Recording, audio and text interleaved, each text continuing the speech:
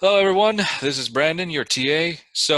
This additional asynchronous lecture is not one of your required lectures, but many of you requested this. This is just going to overview finite element analysis, the basic theory, and we're going to go through an example using ABAQUS. So let's just go ahead and get started. All the reference, all the theory, or all the content I'm going to use is coming from this book right here, Introduction to Finite Element Analysis and Design. This is part of the Advanced Finite Element Analysis textbook.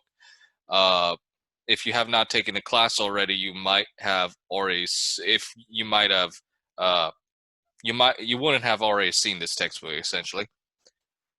But yeah, essentially, this comes from our UF's Dr. Kim, Dr. Sangar, and Dr. Kumar. So if you want to go ahead and buy an order of this book, it's recommended if you want to get into finite element analysis before you have to take the class.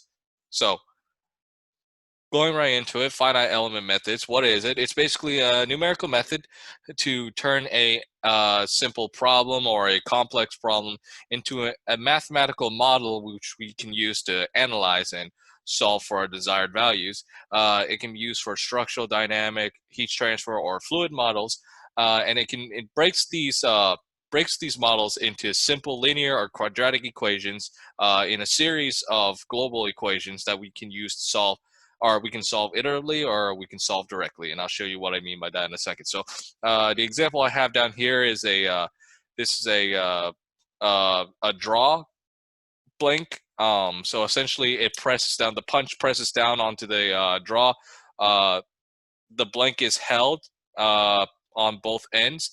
And basically, as the draw goes down, it plastically deforms the blank. The blank is made out of some metal. And using finite element analysis, we can quantify the internal stresses that happens in the blank. We can show you what the strains occur. We can show you the kinematic effects like deformation, etc. So yeah, finite element analysis, when done right, can accurately model and a process that you would like to quantify in order to understand or better how the material behaves. So the basis of finite element analysis actually starts off with a formulation, and we start off using a spring and rigid body mass system here as an example of how we formalize these series of equations. So the formulations, we start with spring body mass system. Each spring will denote as an element. And each point at the ends of the springs, which will be denoted as nodes. So spring 1 there, which will be element 1, has endpoints nodes 1 and nodes 2. And then element 2 has nodes 2 and 3. Element 3 has nodes 2 and 4. Essentially, we share those new nodes in the middle. Since they share the same mass system there, it's kind of repetitive if we denoted each one of those points for the same mass as a different node. So here are the given kinematics and applied forces or reaction forces that we need to analyze for each node system per element. So assume we apply a force F1 onto the system. So that end node 1 will be displaced by some amount U1. All right. The node 2 rigid body mass would be displaced by some distance U2, and there would be a reaction at 3 and 4. There would not be a displacement there. We still put that there for completeness for the global equation, but I'll show you later on we can just get rid of those quantities because we know that at that point, 3 and 4, there's no displacement that can occur. So for element 1, we have a force that occurs within the system. So a free body diagram within the spring. With a free body diagram, you just basically multiply the spring constants by the displacement, U2 minus U1 of that spring. Now, since this is a static problem, there must be a reaction force. So the reaction force would be negative of that. So the reaction would be the stiffness of that spring in the negative version of the force. So you simply flip U1 and U2 to get the reaction force. and you find that you can basically form a matrix set of equations using the force and reactions for that spring. So that's essentially what we call the global series equations for the first element. You can do that for elements 2 and 3. It's very straightforward after you've seen what happens with element 1. And essentially what we're going to do is we're going to form a matrix equation where it's going to be something close or similar to the spring equation. You have a stiffness matrix with all the stiffness constants within it, displacement vector equaling whatever force is being applied or reaction forces that are occurring within the system. So you can form all these elements into one global matrix equation, right? So if you put all the elements together, you put them in the respective rows and columns, you'll get the following matrix equations for displacement at U1, U2, U3, and U4. So that's all the nodes that we identified in the prior problem, okay? So that right there is what we call the structural stiffness matrix. And of course, the displacement vector being right next to it. So here we go. We go ahead and we form that equivalent or that essential global matrix equation we want to evaluate. Now, as I mentioned before, U3 and U4, which are fixed to the walls, have no displacement, so we can get rid of it. So those we know as 0. And F2 now, we know that to have no reaction force in it since it's moving freely. So there's no reaction forces for F2 there. So now there's only F1, F3, F4, U1, and U2, okay? So currently 5 unknowns with only 4 equations. So how do we deal with this? We use a method called static condensation, right? We go ahead and eliminate the rows and columns that have no adverse effects if we want to look at a smaller part of the matrix first and solve for that.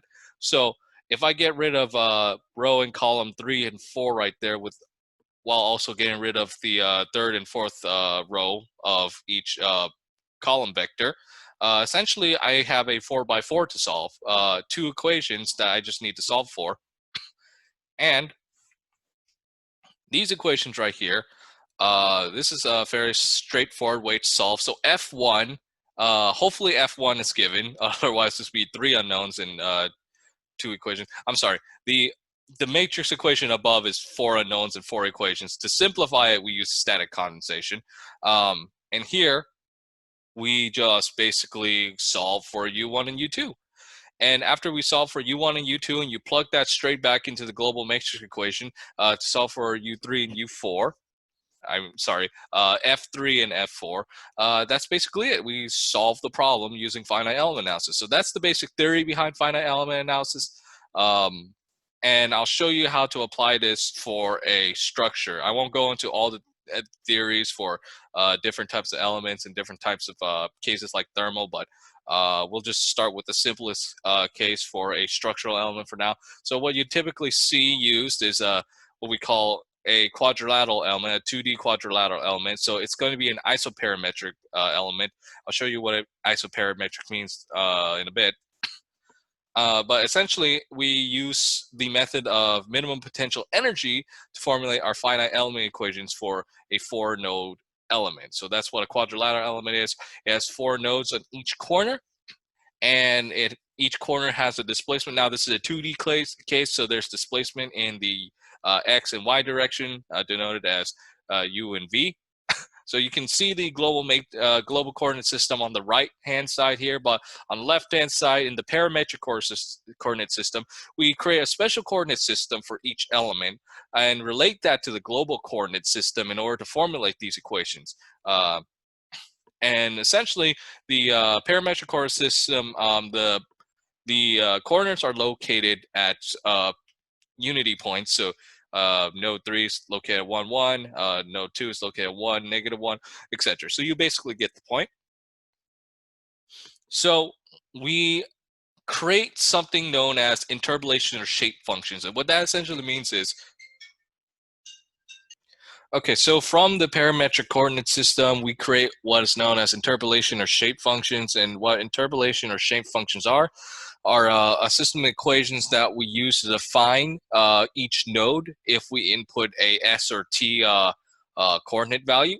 So for example, if I want to locate node 3, for example, right, the shape function would equal 1. So if I put s equal, or sorry, maybe a better example of what's currently shown on the screen right now is node 1, for example. If I want to identify node 1, the s and t coordinates would be -1 and -1. Okay, so I put -1 for s, -1 for t, and essentially node 1 becomes value 1. So that basically, 1 basically means we identified that node. Every other node, every other shape function, n2, n3, and n4 should go to 0. So if I put -1 for s for node or n2, for example, that would go to 0. So we don't identify that node. So that's essentially what the interpolation shape function is. It finds the node you're looking for. And this is how we relate it to the global coordinate system. We say that the global coordinate system, if we have a quadrilateral element that exists in the global coordinate system with its own x and y positions, what we essentially say here is that the shape functions are multiplied by each coordinate's respective x or y coordinate system, and that would be the x position and y position equations we use to relate the two coordinate systems to one another. We do the same thing for identifying how the displacements per node happen too. So that equation is just applied to each and every element. And this is why we call it iso-parametric. We use basically the same method to identify the displacement amounts using the shape functions, along with identifying the locations of each node corner with respect to the global coordinate system. So that's what the isoparametric part means. And so I said we're using the method of minimum potential energy to solve for these or to create the series of global matrix equations. So for strain energy, so we're going to be dealing with isotropic material. I'm not going to go into more advanced material because that requires different methods. So for isotropic material, the strain energy of an isotropic is this, where it's just the stress times the strain multiplied by the entire volume of the matrix times a half, right? So the stress vector of a matrix is basically the stiffness matrix multiplied by the strain column vector, right? And then multiplied by h for completeness sake for the entire element. You basically get the next or rightmost hand side of this equation here. So we remove the volumetric side. We remove the you would call either the out of plane thickness or the height of the element h there. We would move that out. So we would only consider area now. And the equation is formed as such, as I mentioned earlier. So the strain column vector, if you guys remember from my mechanics of materials review, if we're going to assume infinitesimal strain and we're going to assume we're going to use Lagrange strain, I'm going to use capital X for the general X, Y, Z coordinate system. Multiply that or do the derivative of the displacements with respect to the X, Y coordinate system will yield this column strain vectors. Now, as I mentioned earlier, we made a parametric relation between the displacement and the shape functions here. So you replace u with the shape functions times q. Q is basically the displacements, but to consider the fact that they're displacements at each corner of the element vector here. So we have the derivative of the shape function with respect to the x, y coordinate systems multiplied by the displacements q. So we essentially combine, or we do the derivative of the shape functions with respect to x, y coordinate system. We call it matrix B here. So you input that into the strain energy equation I have up there, and you have the following here, which is the strain energy being, the total strain energy being 1/2 times QS. I turned Q into capital QS just for completeness and match of literature.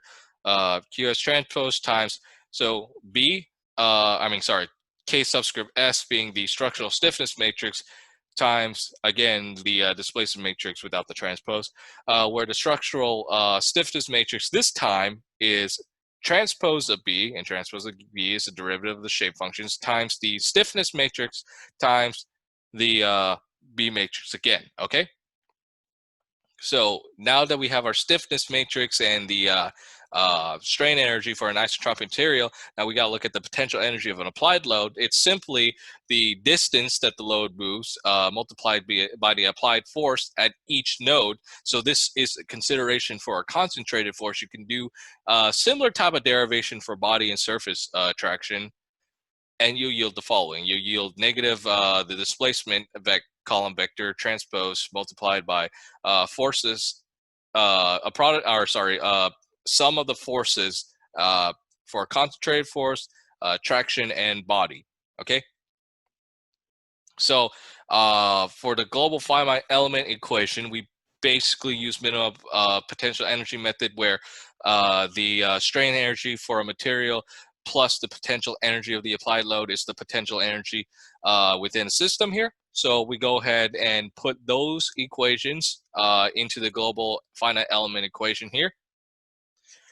And what we need to do now is we need to find the minimum energy needed, because most materials go to the least restricted area. So the minimum energy needed for displacing the material to reflect how it would physically behave and where would the energy flow. So doing a derivative of the potential energy with respect to the displacement matrix, or sorry, the displacement column vector, and you basically go ahead and do that derivative. You get rid of the transpose displacement column vector, rearrange the equation, right? And you get this right here, which is similar to our stiffness, our globals matrix equation we did with this spring elements. So that's how we yield the finite element analysis for all the for all elements for a 2D quadrilateral iso-parametric element, right? So if you're wondering how you would convert those forces or displacements into stress or strain, you basically use our basic principle, like force over area for stress, or strain is elongation divided by original length, okay? So that's essentially how you convert that to stress and strain. So force and displacement basically tells us everything we need to know. So you can do a similar derivation for beams, springs, and triangular and hexahedral elements, etc., etc. For beams, it would be converted into something simple like one element with two nodes at the end, or you can do a quadrilateral case with another element or another shape function in the middle. Quadratic elements are elements with a shape function or a node in between two existing nodes. So if you look at the top right hand picture there, there is now a node in the middle of each surface of that element. And then you can do 3D elements. So you should take advantage of symmetry. Again, this is the same thing. This is an analysis. This is a numerical method. So if there's symmetry and you use your basic boundary conditions, you can simplify the problem and ease the processing to compute your results. So for example, if we're analyzing a cylinder here, the cylinder can be modeled as a axis symmetric 2D model. So we can simply take a cross section of that cylinder as such, and basically model it as a bunch of 2D quadrilateral elements and solve for that when you apply pressure on the internal boundary or whatever force that's being applied to it. Same thing with the truss element on the bottom right here. If we apply a force P at the top of the truss element, you can split the truss in half. You have your reaction forces at the pins. You split the node in half where you separate the elements, and you can solve for that as well. You'll essentially yield the same result as you would if you solve for the entire thing. So symmetry will save in computation time and also make things a lot simpler to evaluate and compare your results against. Now, numerical solutions, one of the biggest dangers of FEA is assuming that everything FEA outputs is correct. It's not. So what I showed you earlier, it's a bunch of numerical derivations, right? So it requires assumptions, it requires approximations. So it's not going to completely reflect the physical phenomena that might occur. It might be inaccurate in some cases. So you need to check if your solution matches with an actual physical solution. And you would normally start off with a simple physical solution before you get into the more complicated details. But if there's an example where in, for example, beam theory, for example, the displacement, it can be in order of to the power of 4. If your finite element equations don't reflect that order, when you form the matrix equations here, you might not get the most accurate results. So it might be equivalent of trying to graph out a polynomial using a bunch of linear lines. Basically everything I just said so far. So again, the beam equation, the one on the left here is an order of 3. So you'll be able to reflect the physical phenomena that happen with that equation. But the one on the right here, if you use beam elements, it will not reflect the order of that element. So you will need like multiple different linear elements in order to get the converged answer. Converged answer basically means if you increase the number of nodes, you'll be closer to matching the exact solution of that element. So I have an example of this curved beam here, which I applied a load to, and I measured the displacement. I know what the physical displacement is. I've already checked that with my analytical solution and found them to be matched. Now I just need to know how many elements I need for convergence. Now, the type of elements you use, that's going to be based purely on experience. Once you know what kind of elements is best, you'll know which element converges faster. So in this case right here, 4-node quadrilaterals seem to converge faster than everything else. So that's, again, based on experience. And your convergence will go to the point where you have enough elements that match the satisfactory results. It seems for 4-node quadrilateral elements, it's 400 nodes. And you want to use the minimum amount of nodes possible. You don't want to just use a huge amount of nodes and use up a bunch of memory and storage on your device. What you want to do is you would want to use the least amount of elements possible. So that's another advantage of using convergence. You'll basically know you're not going to willy-nilly put as much elements as possible. You'll know what the optimal amount of elements needed to get the exact solution is. So yeah, we're going to go ahead and do a tutorial on ABAQUS now. And I'm going to do a simple model using a syringe barrel. Okay, let me go ahead and get things set up. Oh, before anything, this essentially here is the steps I'm going to take to solve the ABAQUS model. So it starts off with beginning ABAQUS, then importing and making geometry, set the material properties, then we're going to mesh it with the set elements before applying the boundary conditions onto the model. Any additional inputs, I won't get into that, but you can add additional inputs into ABAQUS via MATLAB and Python coupling or any other programming language you would like to use. You can see the results and resultant stress or strains that occur in the system or any other quantity you would like to view, and then I'll show you how you output those results. So let's see now the quantity. Let me go ahead and start this. Oh, before that, the thing we're going to analyze is a barrel here. All right. So this barrel is the same thing as the syringe barrel we've been analyzing in class. And here are the dimensions. This barrel is a little bit different. So this is just an example of how you would model this in finite element analysis for your design. Right. I should mention the other point of finite element analysis is design aspect. So, for example, if I basically get the correct analytical solution for the barrel right here, I can increase the diameter or decrease the height of this barrel optimally so I can get a value that matches or at least optimizes the preferred design I'm looking for here. So you can do that with like holes in a complex structure, etc., etc. So That's essentially the whole point of using finite element analysis. So we're going to go ahead and model this. I'm only going to model the barrels. I don't really care about these flanges here, nor do I care about the nozzle here. I just want to see if this barrel breaks due to a pressure applied. So starting off with finite element analysis, or ABAQUS, they're going to ask you if you want to use standard and explicit or electromagnetic.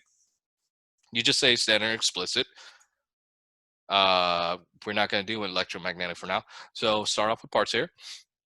So I'm going to create a part. It's going to be axis symmetric.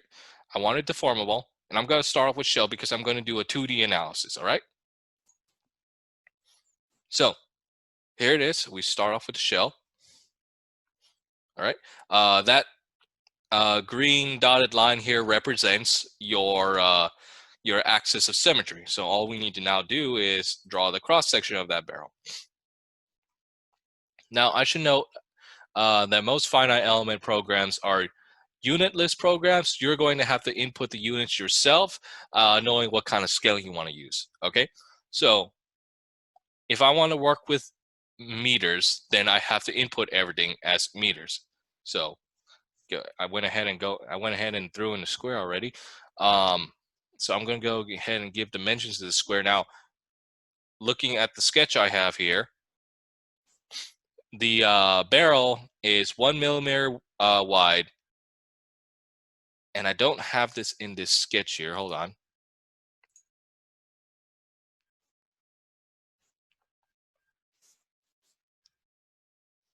Okay, so looking at this sketch here, the barrel is 1 millimeter wide in wall thickness, and the length of the barrel, at least the length that we care about, is about 83 millimeters. All right, so we're going to go ahead and specify those dimensions. So add dimension here. So this is going to be, so 83 millimeters is 0.083 meters, okay? And then the width of this is going to be 0.001 meters, okay? So there we go. That is our barrel. So to make things simpler, you could simply just use the fit to screen option here. Now, the inner diameter of barrel, or whatever effective diameter we want to use for the barrel, or radius, if we go back to the drawing, is 15.6. That's the effective diameter of the barrel, all right?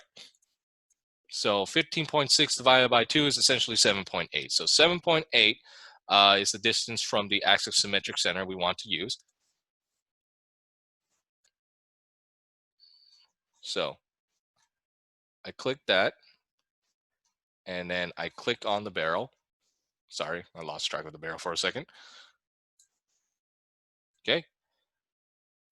That quantity right there is 7.8 millimeters. So that's basically 0.078. Okay. So fit the screen.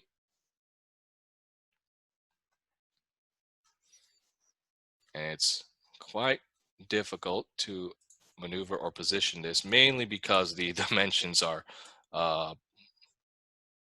everywhere right now. But yeah, essentially that's how you create your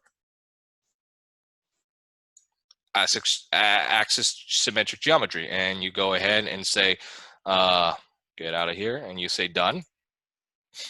And there you go. That's your axis symmetric geometry. Now, to make sure that everything's correct here, I'm going to go ahead and check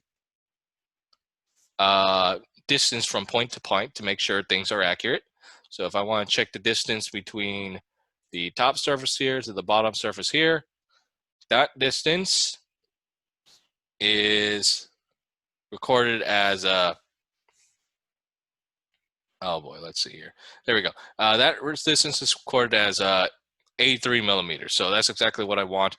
I want another point here to, I don't think you can analyze the point at the axis symmetric beam. So I already know it's correct just by looking at this model.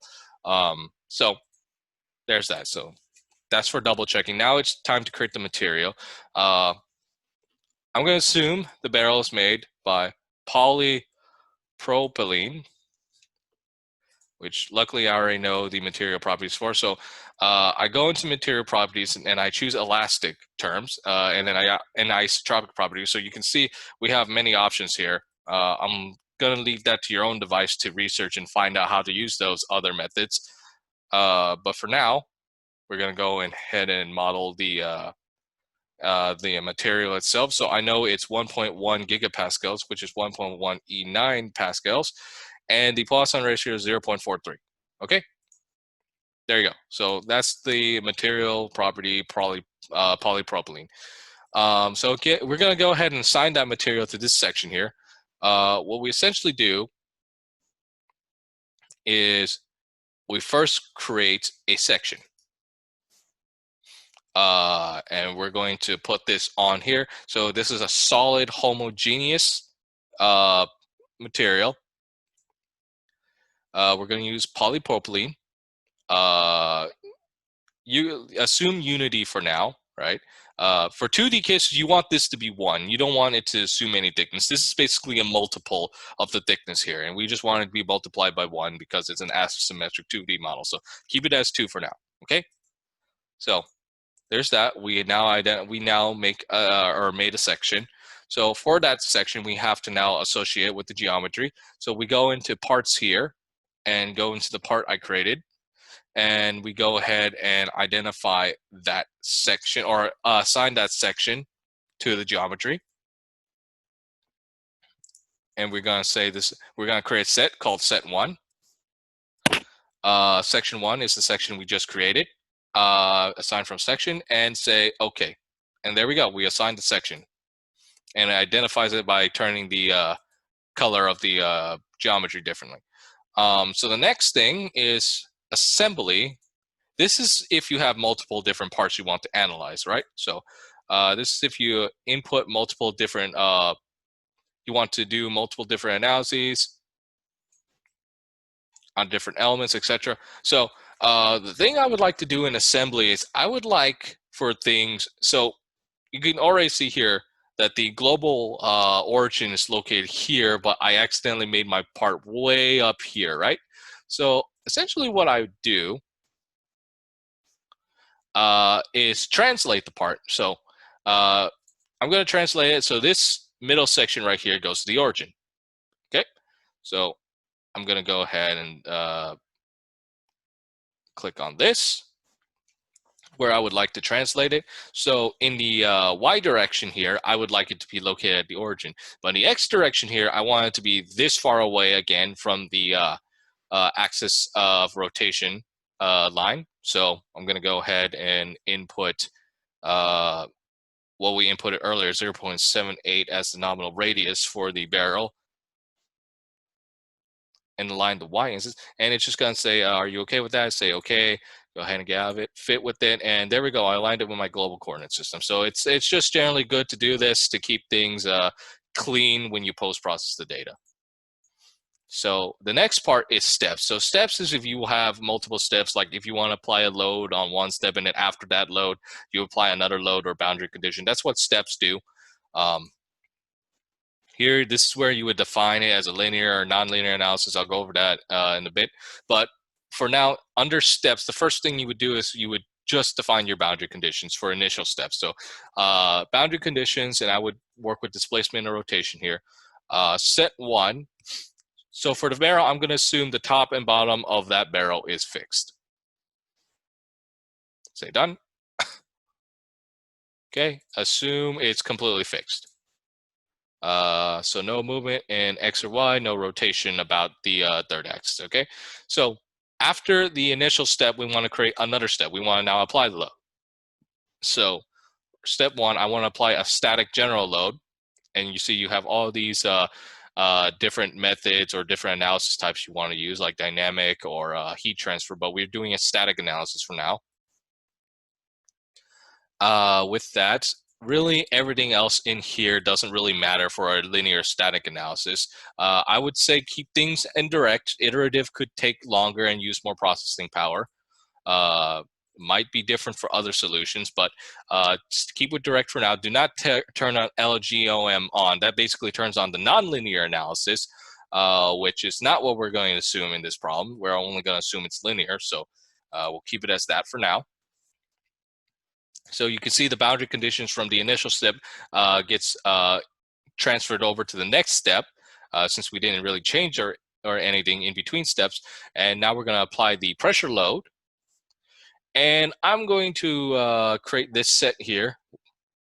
So that surface set here is going to be used to place my pressure loads. And I'm going to assume I'm going to put 1,000 pascals of pressure, right? I don't really understand this myself. It's a civil engineering method or a term. Putting a positive magnitude for pressure here makes the pressures go towards in face of the elements. Putting a negative makes them go towards out face of the element. Don't really understand that, but it's a notation that's used in ABAQUS or shared with ABAQUS. Okay, so there we go. We go ahead and put 1,000 pascals of pressure here. You can always change it by double clicking on the load you created or the boundary condition you created and then changing it. But okay, so there's that for creating your loads. Now we're going to go ahead and mesh this model. We're going to input the elements. So I made this dependent of the part. Okay, when I input the instance, always make it dependent on part, so you can mesh each individual part. If you have multiple parts, you can mesh each individual part individually. It's more preferred that way. So seed by, I'm going to go ahead and seed by part. You can go and play around with these options. I'm not going to go into full detail about this. I'm going to assume each part size is about, let's say 0035, so 0.35 millimeters in a squared length there. Okay, so go ahead and apply. So we've created the nodes for those elements. The next thing you want to do is go here. What type of elements you want to use? You want to click on the set we just created. And it's an axis symmetric stress. You want to make sure all of this. I rather use a quadrilateral elements and triangular elements for this case, just purely by experience, and the distribution of stress will be nicer. You want to go ahead and just have reduced integration. There's this thing called shear locking and volumetric locking, where reduced integration basically prevents that from happening. I won't go into detail about that, but reduced integration also helps with reducing computation time too. So no worries about incompatible mode or hybrid formulation for now. Incompatible mode is more applied to a deformation of the element, how it looks. Asymmetric deformation, you can turn that on if you want. I don't really care about that, because all I care about is the internal stresses that happen on this barrel.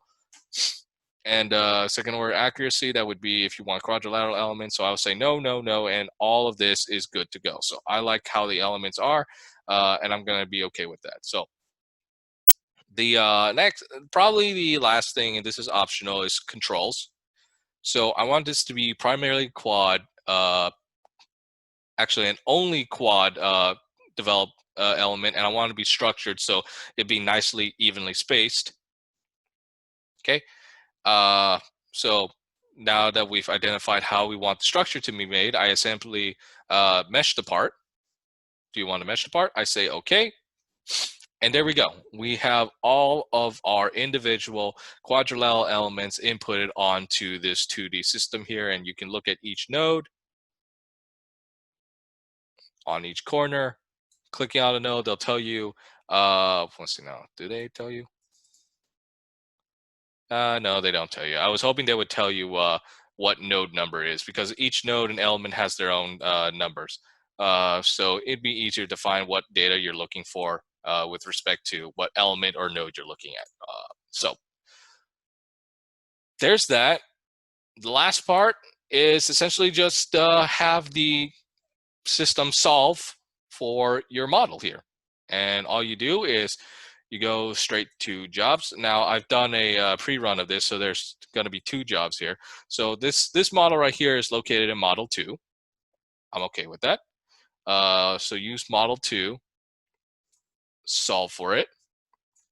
So I have job 2 here for model 2. I go ahead and just say submit. And yeah, you just wait for a little bit until it's done. And if you do anything wrong in your analysis, the solver will let you know. You can essentially go over here and look at monitor.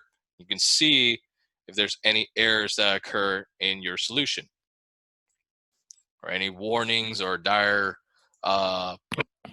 approximations or dire assumptions that are made or had to be made or simplifications made that would probably make your analysis less accurate. But it seems like we got it finished quickly. That way I don't want to submit another job. I want to go ahead and look at the results. So I right click it and look at results. Also, you can go up here and just hit visualization too. But since I have two jobs, I want to make sure I look at the specific job I just made. Okay, so I want to go ahead and look at stresses in the one direction here.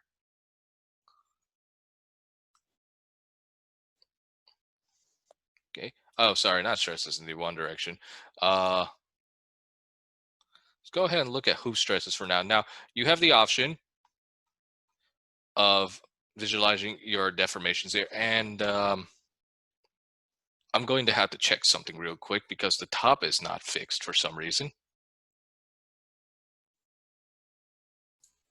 Okay, I went ahead and fixed that issue. I forgot to fix the top section here. So the deformations, you can look at the deformation plot. Now, if I go here, so S stands for stress, E stands for strain, RF stands for reaction forces, and U stands for displacement. If I go ahead and look at displacement magnitudes, the displacement magnitudes, this is all in meters, is basically in the nanometer range. So there's little to no displacement here, but ABAQUS likes to over-exaggerate this by showing you how the part would displace non-infinitesimally. So it's just a visual reason. So your part really actually won't displace this much. It doesn't displace that much at all. So don't worry about that. If you don't really want to see this displacement here, you would hold on to the plot contour, hold on with left click, and then go and shift over to plot contour undeformed shape, or you can look at it with deformed and undeformed and right side by side, but I just like looking at undeformed shape. Okay, and what I'm interested in here is Mises doesn't necessarily tell you anything. What you want to do is you want to go for stresses in the 1-2 direction. So we're dealing with axis symmetric here. So 2 would reflect up and down your longitudinal stress, and 3 would reflect your hoop stresses here. 1 essentially is through the thickness, and we don't really care about that because we assume plane stress if you remember our mechanics and materials review. There are some subsequent stresses for shear, but if I go ahead and click a node, you can go ahead and click this eye bubble here, and you go ahead and you want to probe a value. If I analyze a node, that stress is essentially 0.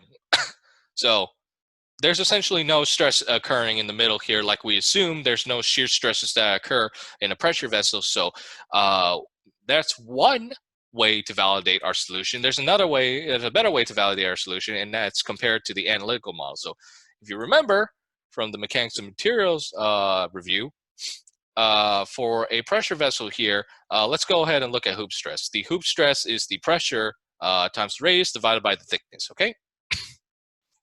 So go back here, go ahead and look at the hoop stress, S33, and let's go ahead. So we have something around, and you can probe the value here. So all these values are essentially the same. I'll click another one. So the distribution is different. What most people do, I'll show you in a bit. What most people do is they will take the entire nodes if they want to look at a particular stress and then just average it. But for now, let's just look at these two values and see how it compares to our analytical solution. So analytical solution says it's the pressure times the radius divided by the thickness. So we know that the pressure we apply is 1,000 pascals. The effective radius is 7.8 millimeters. and we divide that by the thickness of the barrel, which is, we said, 1 millimeter. And we get something around 7,800 pascals of hoop stress, which is pretty close to these values here. So if I were to pick this top value, for example, 8,139, 8,139, subtract by the analytical solution 7,800, and divide that by the analytical solution. So this is the relative error, and multiply that by 100. So the relative error is actually 4% off of our actual analytical solution, which means that our model here is actually or closely accurate to the physical behavior that we assume or we observe. So this is a correct model. And what I can do now is I can change the thickness, or I can change the width or radius of the barrel to any different configuration I want to optimize and analyze that straight away, and I'll get the correct result. And by the way, I used about 717 elements here. I've already checked that's the converged amount of elements I need. So that's pretty much how you would go about solving and using finite element analysis. Now, how would I go ahead and take the entire set of data here instead of clicking each one individually and averaging the entire hoop stress data? So what I would do here is I would say select displayed groups. I would click all. Yes, overwrite the current window, and it will select all points that are available. Oh, I should say probe nodes, by the way. It's more accurate to look at the nodes, not the elements. The elements typically just give you the average. So here are all node values, and essentially what you would do is you would write to file, you would save it, and you would have a spreadsheet that has the different, whatever your current contour plot is. So if you have it on stresses, it'll output your results for stresses. You basically average your Excel data spreadsheet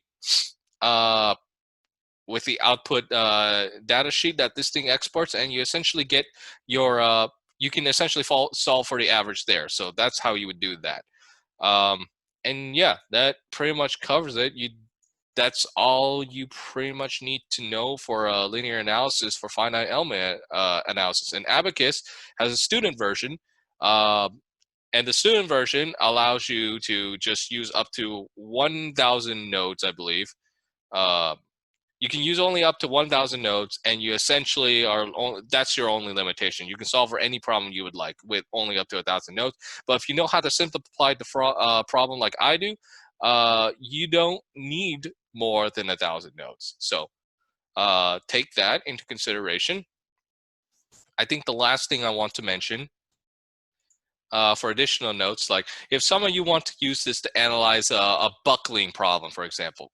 Now, buckling problem is a higher order problem, so it's going to require it requires an incremental series of solutions to solve. So it's a progressive loading that reaches the critical load. So you would have to use nonlinear analysis for that. And nonlinear analysis for buckling specifically, that right now is currently outside of my field of interest. So I'm going to leave it up to you. I put a video here. This is a great video by ABAQUS Acumen about nonlinear buckling. I would go ahead and recommend looking over that video and finding out what the theories and understand what the methods you have to use to replicate a buckling analysis and find what your critical load is for your specific problem. But with that, that's essentially it for the finite element analysis review. And again, if any of you have any questions, please just let me know.